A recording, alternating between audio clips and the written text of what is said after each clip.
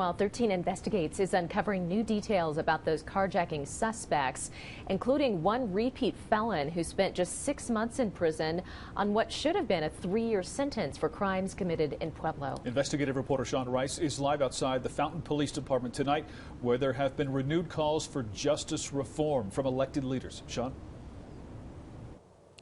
Yeah, Bart and Heather, the night of Officer Becerra's fatal fault, he and his fellow officers were attempting to apprehend a trio of potentially dangerous suspects.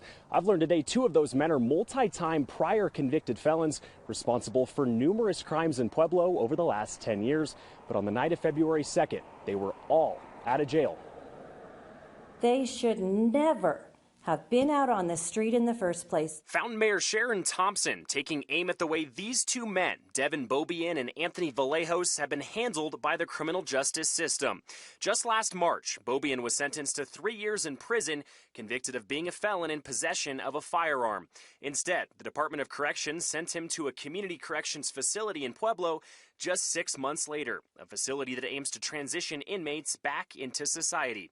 Records show Beaubien walked away from ComCore 2 months later, at first claiming he had fallen asleep at his sister's house before never returning. Turns out, due to a recent legislative change, walking away from a community supervision site is now just a misdemeanor in Colorado. Due to a lack of accountability in our justice system and failed bail reform initiatives, they were allowed to prey on our citizens and create the circumstances that put Officer Becerra on the bridge that night. Anthony Vallejos, another suspect in the chase with Officer Becerra, is a 3-time convicted felon.